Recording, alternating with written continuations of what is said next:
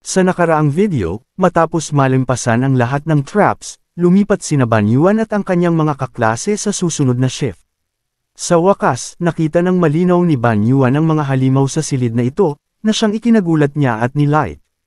Ang mga halimaw sa palapag na ito ay higanteng gagamba, ang kinatatakutang tower spiders. Ang mga natatanging nilalang na ito ay maaaring lumitaw sa anumang palapag ng tower anuman ang level.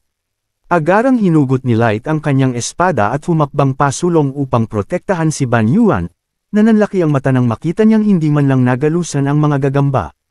Nagtaka siya kung paano nito naitaboy ang kanyang mga atake.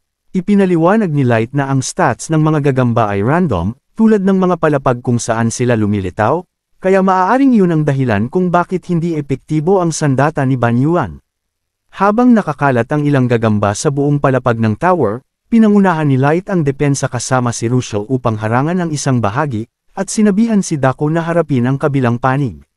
Saglit na tumingin si Dako kay Ban Yuan at napansin niyang tila nanlulumo ito sa kanyang kawalan ng silbi sa labanang ito. Napakagatlabi si Ban Yuan, nahihirapang paniwalaan na naging ganito nakalakas ang mga halimaw sa maagang bahagi pa lang ng tower. Napansin ni Dako ang nararamdaman ni Ban Yuan kaya siya ay napabuntong hininga. Humakbang siya sa harapan ng lahat at inutusan silang umatras. Pagkatapos ay tiningnan niya si Ban Yuan at sinabing panuurin itong mabuti dahil ipapakita niya kung ano talaga ang kanyang hinahanap. Itinaas ni Dako ang kanyang kamay, at agad na bumalot dito ang enerhiya. Ang enerhiya ay mabilis na nag-ipon hanggang sa biglang lumabas mula sa kanyang palad ang isang matinding atake, isang energy blast. Isang dambuhalang pagsabog ng enerhiya ang tumama sa mga gagamba, parang alon na humahampas at nagwawalis sa maliliit na insekto sa kanyang daraanan. Nanlaki ang mata ni Ban Yuan habang nasasaksihan ng isang totoong pagsabog ng enerhiya. Napagtanto niyang mas malakas ito kaysa sa mga bala ni Eve, lalo na't halos lahat ng gagamba ay napinsala. Sa sandaling iyon, inutusan ni Dako ang lahat na hayaan si Ban Yuan na bigyang wakas ang laban sa mga natitirang gagamba. Nakangiti siyang tumingin kay Ban Yuan at pabirong sinabi, "May mas maawang guro pa ba kaysa sa akin?" Napakamot ng ulo si Ban Yuan sa sinabi ni Dako. Kasunod nito, hinugot niya ang kanyang espada at hiniling kay Light na bantayan ang kanyang likuran, habang si Russell ay binabantayan ng Kisame upang maiwasan ang anumang surpresa. Lumapit si Ban Yuan sa mga sugatang gagamba habang iniisip ang ginawa ni Dako. Hindi naman ito ang kanyang mentor, pero hindi niya inaasahan na magiging ganoon ito kamaunawain.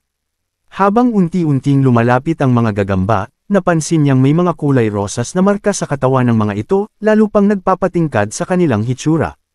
Hinato ni Ban Yuan ang isa sa mga gagamba gamit ang kanyang espada, ngunit agad siyang nag-alala nang maramdaman niyang hindi ito tumagos. Nanlaki ang mata ni Light at Russell sa nakita. Ang dahilan ng kanilang pag-aalala ay naging malinaw, matigas ang exoskeleton ng gagamba kaya hindi ito basta-bastang matatalo. Nang hindi bigyan ng pagkakataon si Ban Yuan na umatake muli, nagliwanag ang mata ng gagamba ng kulay rosas. Sa isang iglap, lumundag ito patungo sa kanya at tinangkang saktan siya gamit ang 8 paa nito. Agad namang umatras si Ban Yuan upang maiwasan ang atake.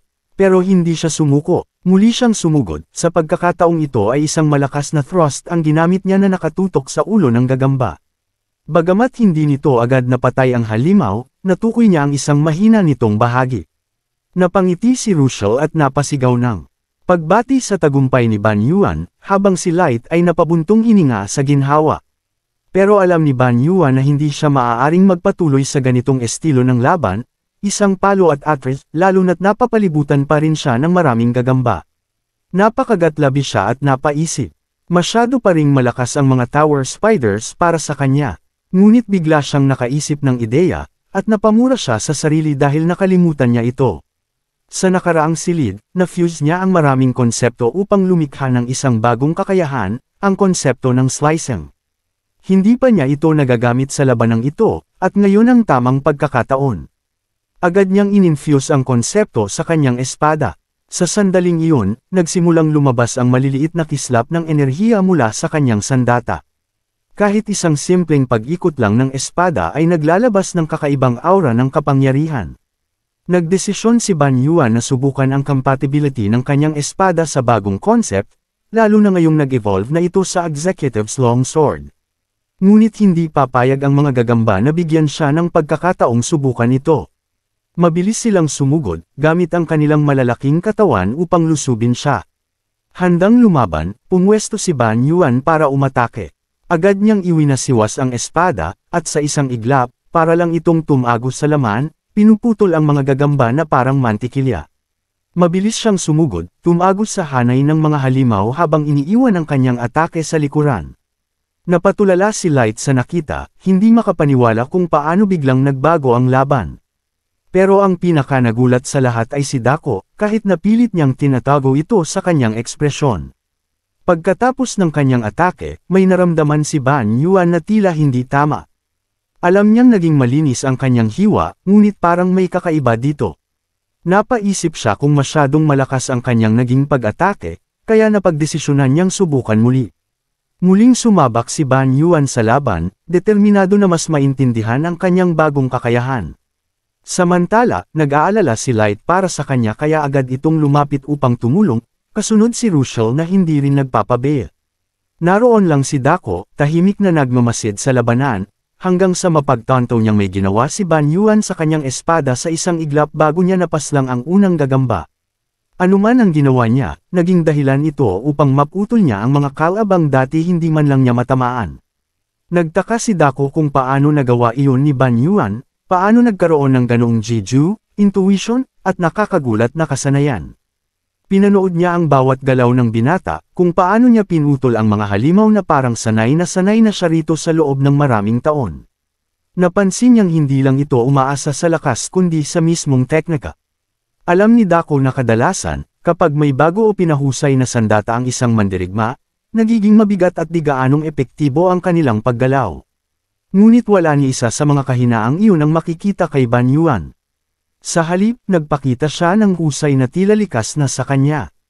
Kahit hindi ngayon, umasa si Dako na balang araw, mauunawaan ni Ban Yuan ang tunay na diwa ng pagputol.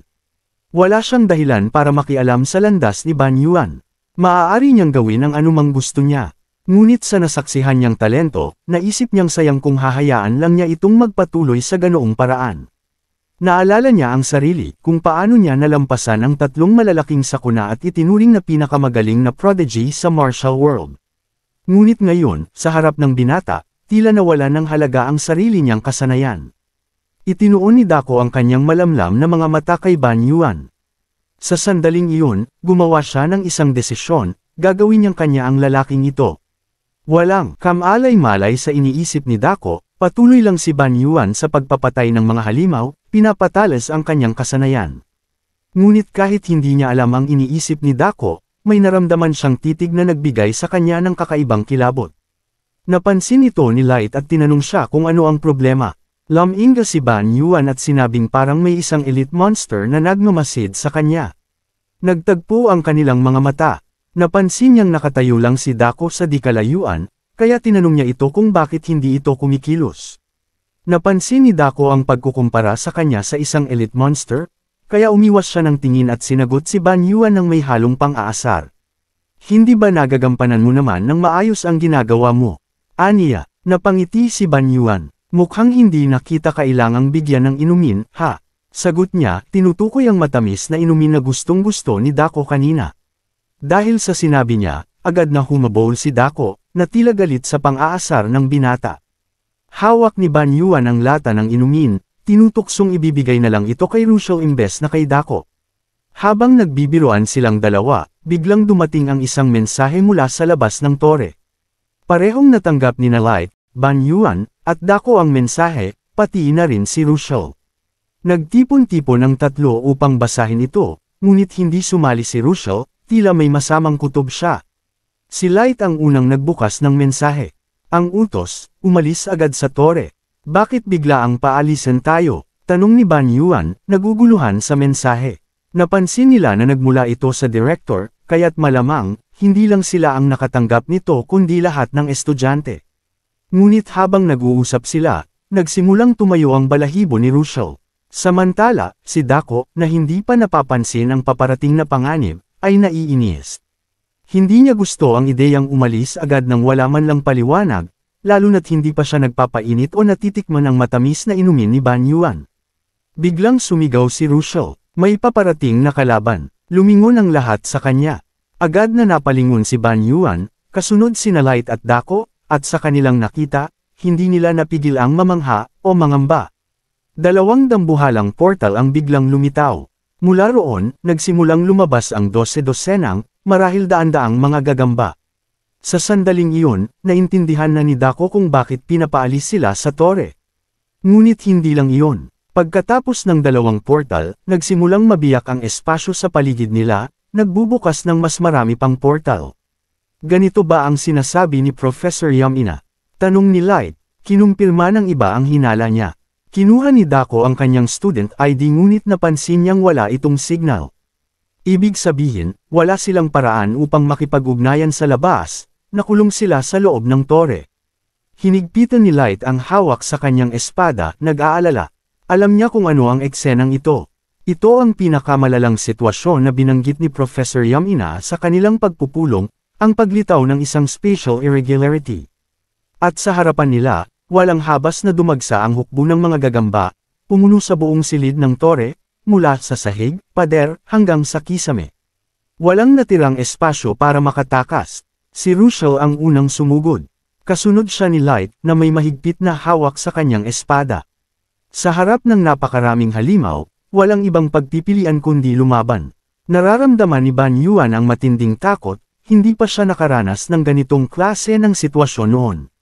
Sa meeting, ibinunyag ni Professor Yamina na may mataas na posibilidad ng pag-atake ng Dimensional Pirates tuwing may mga baguhan na umaakyat sa tower. Dahil hindi alam ni Ban Yuan kung ano ang Dimensional Pirates, sinabi ni Professor Yamina na ipapaliwanag niya ito mamaya, dahil mas mahalaga. Muna ang pangunahing isyo, ang mga irregularities na dulot ng abnormal na pag-atake. Ipinaliwanag niya na may isang bagay na nagbabago kapag nagiging irregular ang isang normal na exploration, ang mga patakaran ng tower. Ang mga dating safe zones ay nagiging mapanganib, habang ang bilang ng mga halimaw ay lumalabas ng wala sa kontrol. Bukod pa rito, biglaang tumataas ang difficulty ng mga rooms at marami pang iba pang problema ang sabay-sabay na lumilitaw. Habang ipinapaliwanag ito ni Professor Yamina, lalo lang kinabahan ng mga estudyante, maliban kay Dako. Matapos ang paliwanag, pinaalala ni Professor Yamina sa lahat na hindi ginagarantiya ng tower ang kanilang kaligtasan. Kailangan nilang tandaan na kung mahuli sila sa isang irregularity phenomenon, magiging napakadelikado ng kanilang sitwasyon. Ngayon, nahulog sila sa eksaktong sitwasyong binanggit ng kanilang guro, kaya kailangan nilang humanap ng paraan para makaligtas. Biglang sumabog ang isang bahagi ng pader, lumilikha ng bagong daanan. Habang nakasakay sa kanyang floating bike, binigyan ni Ban Yuan si Russell ng sakay, habang ang iba ay sumunod patungo sa mas malawak na bahagi ng lugar. Nagsimula ng dumagsa ang mga gagamba mula sa butas na kanilang nagawa. Habang tinitingnan ng eksena, sinabi ni Light na hindi niya alam kung hanggang kailan magpapatuloy ang paglabas ng mga ito. Dagdag naman ni Ban Yuan na masyadong delikado kung mananatili sila sa masikip na lugar laban sa napakaraming kalaban. Si Russell ay nakatingin ng matalim sa mga halimaw sa kabilang silid, mahigpit na nakakuyom ang kanyang mga kamao. Habang papalapit ang mga gagamba, mas lalong lumakas ang kislap sa kanilang mga mata. At sa isang iglap, parang isang lumaragasang baha, sinimulan nilang lusubin ang kwartong tinakasan ng grupo. Habang pinagmamasdan ng dagsa ng mga kaaway, napabulala si Dako na parang hindi nauubos ang mga ito. Kasabay nito, muli siyang umatake. Pinakawalan niya ang isang malakas na energy blast, tinatamaan ang isang malaking grupo ng gagamba at tinupok ang mga ito. Nang makita ito, sumali rin si Light sa labanan. Hawak ang kanyang espada, sinimulan niyang pira-pirisuhin ang mga kalaban, sabay sabing ipagpatuloy lang ni Dako ang pag-atake, bagay na hindi naman niya kailangang sabihin. Habang pinapanood ni Ban Yuan ang nagaganap na labanan, ramdam niyang medyo nanginginig siya. Si Dako ay nakapatay na ng 12-dosenang halimaw, at ganoon din si Light. Pareho na silang pagod. Si Russell naman, na halos naubos na ang enerhiya, ay nagbago ang kulay ng buhok, ngayon ay mas madilim na pula na ito. Bukod pa rito, halos hindi na siya nagsasalita, kumikilos na lang ng parang hinahatak ng isang hindi maipaliwanag na puwersa. Alam ni Ban Yuan na kung magpapatuloy ito at tuluyang dumilim ang kanyang buhok, magiging isang malaking problema ito. Napansin ito ni Dako kaya't agad niyang nilapitan si Ban Yuan.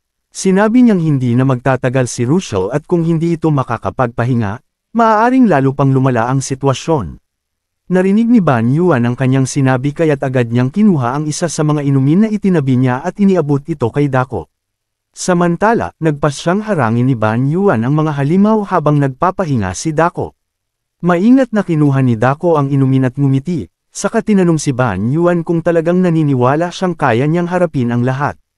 Bigla namang hinugot ni Ban Yuan ang isang granada at may kumpiyansang sinabing, "Siyempre." Hinailan niya ang pin ng granada at itinapon ito sa direksyon ng mga halimaw. Habang nasa ere pa ito, napansin ni Russell ang kakaibang enerhiyang bomb alot sa granada. Paglipas ng ilang segundo, sumabog ito, lumikha ng isang naglalagablab na dagat ng apoy na tumupok sa karamihan ng mga halimaw sa paligid. Dahil sa matinding init ng pagsabog, napilitang umatras si Light at gumamit ng kanyang espada upang protektahan ang sarili. Habang nagtataka siya, tinanong niya kung anong klaseng kapangyarihan ang ginamit ni Ban Yuan. Sa halip na direktang sumagot, ngumiti si Ban Yuan at sinabing hindi ba't kamangha-mangha iyon, sabay banggit na inabot siya ng matinding pagsasanay para magawa iyon. Sa sumunod na sandali, sumakay muli siya kay Lee at mabilis na sumulong, sinabihan si Light na magpahinga muna.